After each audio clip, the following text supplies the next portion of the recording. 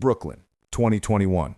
A 16-year-old kid named Tdott does his signature dance on a rooftop in Canarsie.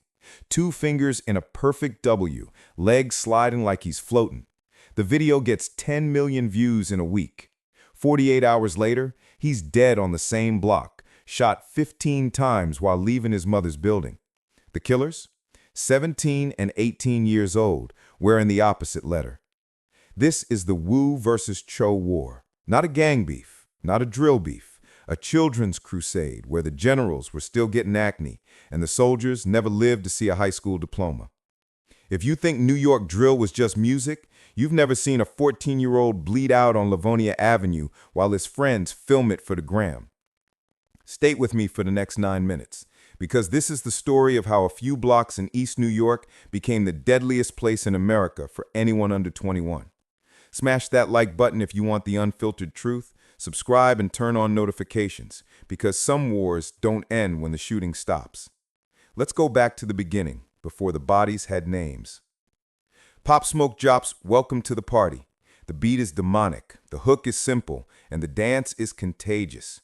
Brooklyn teenagers start throwing up the Woo Walk everywhere. In the hallways of Thomas Jefferson High, on the 3 train, in front of the Bodega on Thetford and Sutter. If you walk like that, you were Woo. You rode with Pop, with 5-Yo Foreign, with 22Gs, with the Blickskis, with the Flies, with the Drillies who claimed Crip but painted everything purple and black.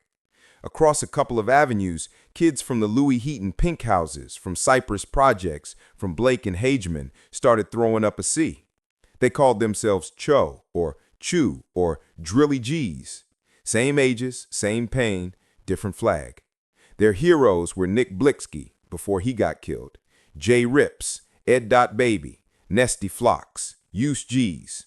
Their color was green and black. Their dance was the Cho Sweep. Same guns, different letters. The first spark was nothing. A dice game on Livonia.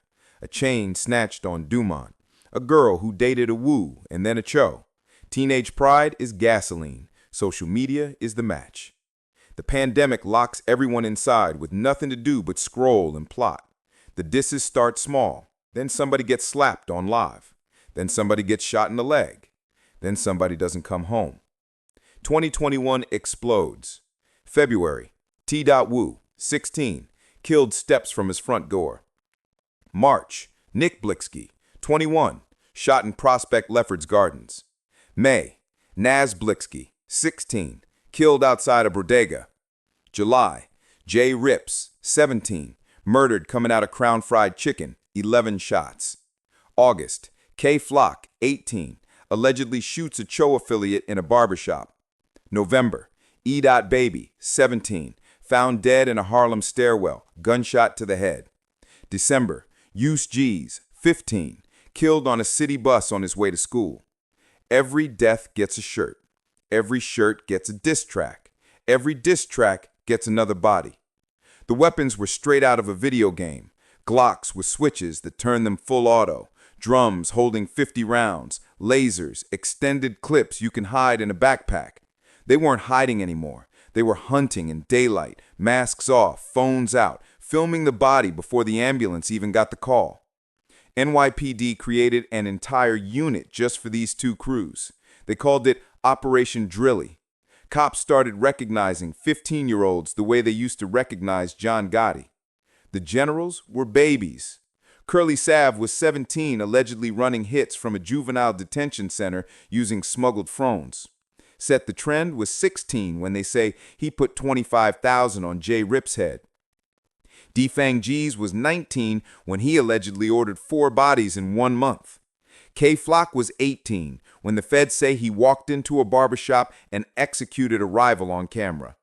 They weren't just killers, they were stars. Million-stream songs, million-dollar deals, million-view lives where they smoked opponents and counted money. The same week a mother buried her son, the killer dropped a song sampling his dead friend's voice and made $500,000 on Spotify. Mothers became the real casualties. J Rip's mom still goes live crying every anniversary. Edot Baby's mother collapsed at his funeral when they played his own song. Use G's little sister wears his chain to school every day. The feds finally moved. The biggest RICO sweep in Brooklyn history. 22 defendants, some still teenagers. Charges read like a horror novel. Murder, attempted murder, conspiracy, machine gun possession. Some took pleas for 15 to life. Some are still fighting the case from Rikers Island at 19 years old, waiting for trials that won't start until 2027. The streets went quiet. The Woo Walk disappeared from TikTok. The Cho Sweep got banned from school dances. But the scars are permanent. In 2025, East New York still has corners where teenagers won't walk after dark because of a letter they threw up when they were 12. Mothers still light candles on sidewalks where their sons took their last breath. And somewhere, a 14-year-old is learning the dance again. 2 letters, 2 colors, 38 graves, 0 winners. This wasn't a gang war. This was a childhood sacrificed on the altar of clout.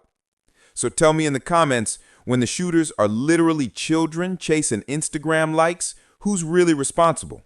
The kids with the switches? The platforms that pay them? Or all of us who watched and never looked away? Like this video if it hurt to hear, subscribe for more stories the city tries to bury, and turn on notifications. Tomorrow, we go somewhere even colder. Rest in peace to every kid who never made it to 18. And to the ones still walking these blocks, choose a different letter. Because W and C both stand for one thing in the end. Wasn't worth it.